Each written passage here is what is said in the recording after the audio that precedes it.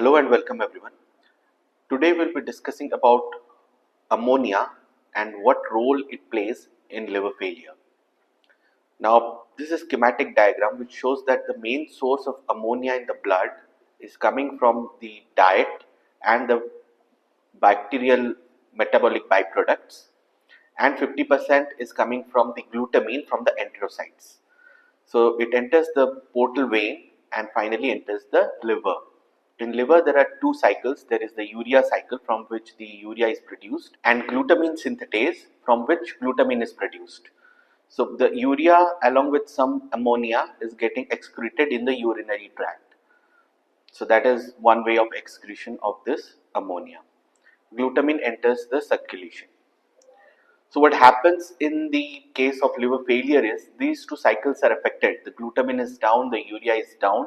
So the ammonia levels are rising, and this raised ammonia acts on the astrocytes, resulting in increased glutamine production and a swelling of the astrocytes. So there is cerebral hyperemia and cerebral edema.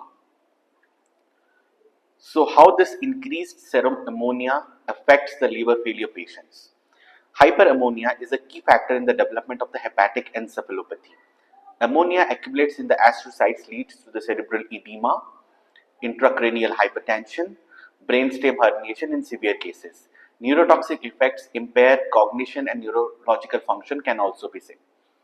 Hyperammonia also contributes to immune dysfunction, increased susceptibility to infections, infections acting as triggers for multi-organ failure in the liver failure patients.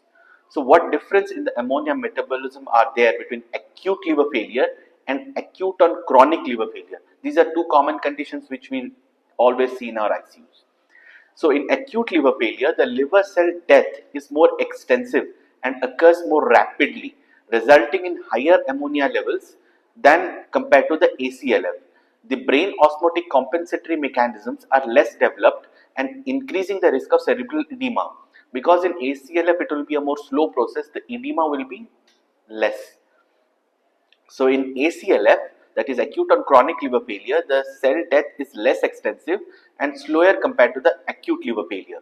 Brain compensatory mechanisms are more evolved now, reducing the severity of the cerebral edema. Sarcopenia, more common in ACLF, contributes to the ammonia accumulation. Now, commonalities is that the renal dysfunction in both the cases will contribute to the hyperammonemia because ammonia is excreted via the urine. Now, what is the diagnostic and prognostic value of serum ammonia in liver failure? So, for acute liver failure patients, arterial ammonia more than 150 is associated with increased risk of major cerebral complications like HE, cerebral edema, and intracranial hypertension. Higher mortality rates, while in acute or chronic liver failure, increased ammonia is less likely to cause cerebral edema due to better osmotic compensations. Now, associated with an increased risk of extrahepatic organ failure, higher mortality. Overall, the serum ammonia serves as a key diagnostic as well as a prognostic value in liver failure patients for assessing the risk of cerebral and systemic complications. So, if you look at the difference between the two, between the acute liver failure and acute and chronic liver failure, the age will be slightly lesser in acute liver, which is 40 to 45, rather it is more older, that is 55 to 60 in the acute and chronic. In cirrhosis is usually not present in acute liver failure, portal hypertension is not there, while these are common with acute and chronic. Serum ammonia is higher in acute liver failure and cerebral edema is also more common. And renal dysfunction is again common with both. Sarcopenia is uncommon in acute liver failure but more common with acute and chronic liver failure. Liver transplant needs are higher with acute liver failure and hospital mortality is higher with acute and chronic liver failure.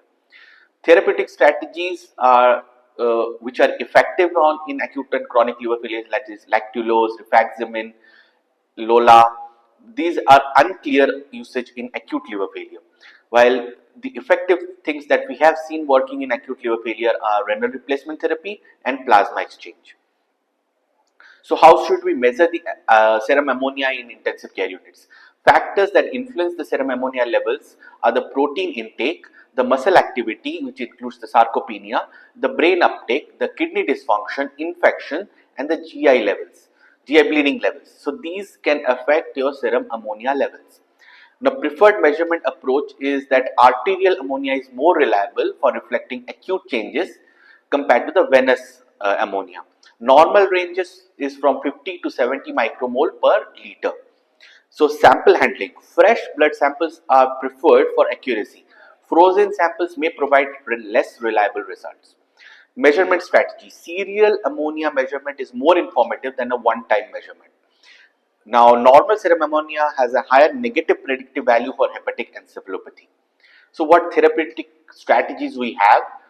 Coming first to the most common ones, that is the laxatives, the non-absorbable disaccharides, lactulose and lactylol. First line of treatment in cirrhosis. The mechanism by which they work is they acidify the colon, converting the ammonia to ammonium, and they inhibit the ammonogenic bacterial growth, and they reduce the intestinal glutamine absorption. So finally, they also increase the fecal nitrogen excretion. So these effect of all these activities in acute liver failure is questionable. Now, polyethylene glycol can have similar effects on hepatic encephalopathy. Regarding rifaximin, it is a gut selective oral anticoagulant which is adjunct to the HE treatment of dialysis, the laxative. The mechanism by which it works is it suppresses the gut microbiome and it repairs the gut barrier.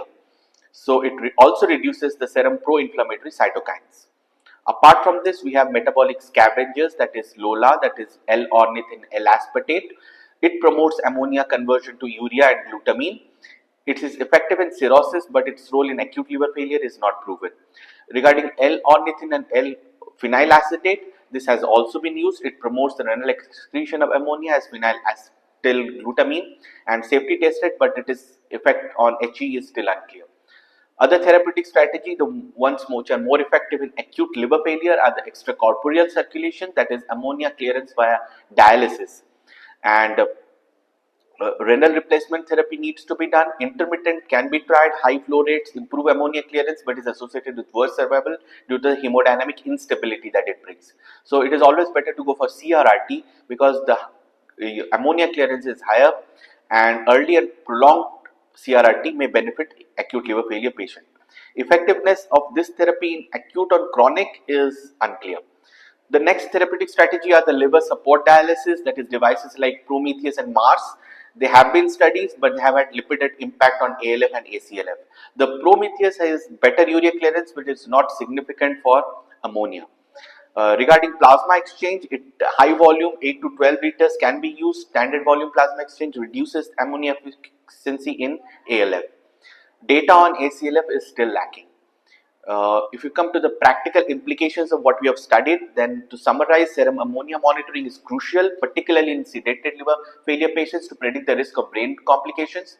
Laxative and rifaximin may have limited efficacy in the presence of ileus. CRRT is a safe and effective option for managing hyperammonia, particularly in acute liver failure patients. Regarding the future directions, investigating hyperammonia as an independent indicator for initiating CRRT in both ACLF and ALF can be done. Exploring and validating new treatments like fecal microbiota transplantation for serum ammonia reduction can also be tried. Thank you for your patience.